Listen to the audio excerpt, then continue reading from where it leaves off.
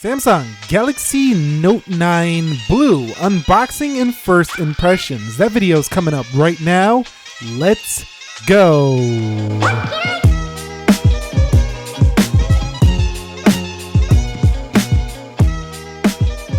So what is up, guys? Nick here, helping you to master your technology. Finally, it has arrived to the channel, the Samsung Galaxy Note 9, and I got the 512 gig. You can see off to the left, just Samsung Galaxy Note 9 label. We have nothing at the top. Off to the right, there's nothing on the box, and on the rear, we do have what is included in the package, including the Galaxy Note 9, obviously, the S Pen, the wall and USB-C charger, stereo headset, a USB connector, some warranty papers, terms and conditions. Scrolling down, you could just see some FCC stuff and some other things we don't care to read about. This box basically looks like every other Samsung box before it, just changes the front and puts a pen on there, which is kind of unique to the color you get. This one is the blue model, so you get that gold pen.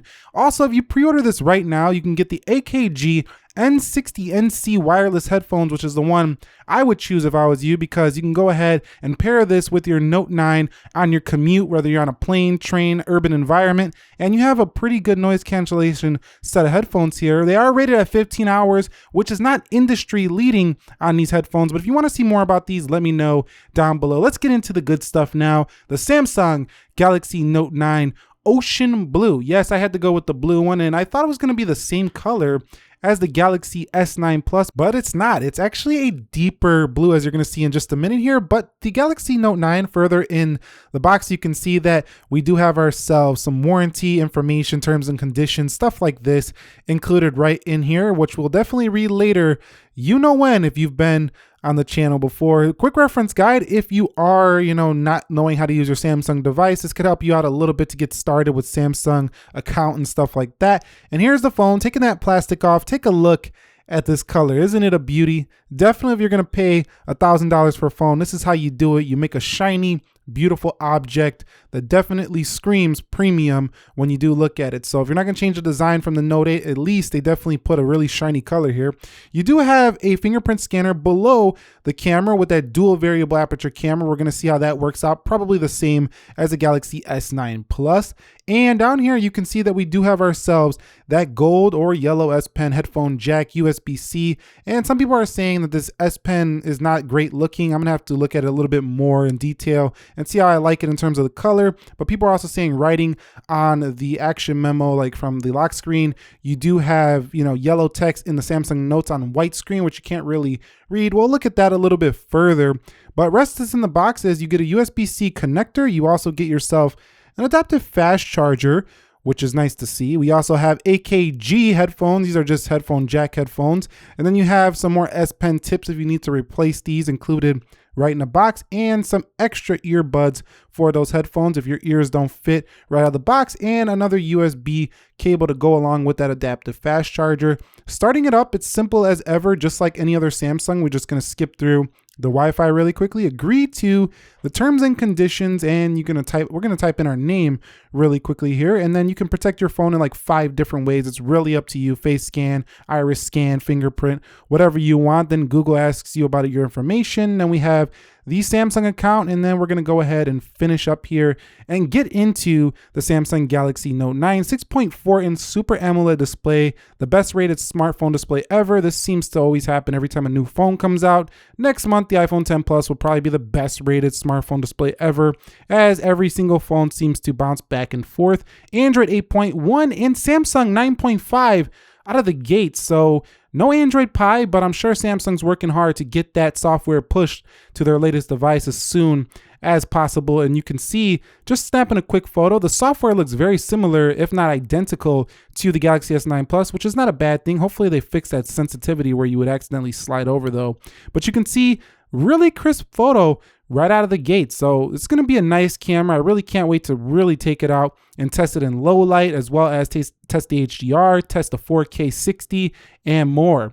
But you can see when you are writing from the lock screen, you now have the same color as your S Pen, in this case, the yellow. So definitely a nice look, a nice touch. It definitely is consistent with the color of the pen, but we're gonna have to see if it's really hard to read that in the white screen like many are claiming that it is. But overall, I think it definitely complements this phone very well based on my first impressions. And you do get the same note features that you got before on the Galaxy Note 8, the live message, translate. You do have screen write, pen up community, all that stuff is still here. So I'm pretty sure this S Pen experience is again going to be the best one you've ever had on a Galaxy Note series. This one having a remote control for taking selfies and stuff like that. I did get the 512 gig. I haven't installed anything. You can see 463.3 gigs available. So TouchWiz does take up quite a bit of space here. You can call it the Samsung Experience version if you don't prefer TouchWiz. And if you add a micro SD card, you can expand this thing up to 1 terabyte. I don't need that much storage, so I just picked up a 256 gig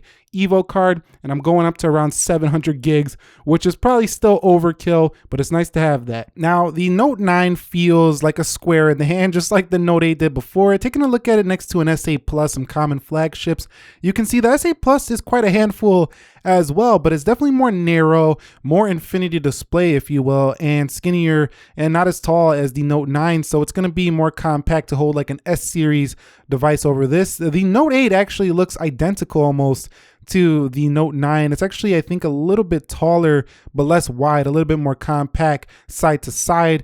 But the Note 8 and the Note 9, we're going to do a full comparison and get down to the nitty gritty, down to the details. But on first impressions, the Note 9 and the Note 8 feel like the same phone, actually. The iPhone 10, though, is definitely a small boy compared to the Note 9. If you're paying $1,000, I would rather get the bigger phone. But the iPhone 10 is going to be upgraded to a 10 Plus. We all know this, bigger phone, so Samsung doesn't hold this for long, this advantage. Now, the OnePlus 6, the budget king basically of Android, is a pretty wide, but still a little more sleeker design than the Note 9, so it's going to feel more compact in the hand. The Note 9 definitely is that big smartphone and still has the edge over most of its competition in terms of being the biggest phone on the block, but it's more square, I think, for writing. So this is why you have an S Pen, and this is why I think it's more square, is so you can go ahead and get a little bit more space for writing. So overall, that's the Note 9. My unboxings and first impressions. I am already seeing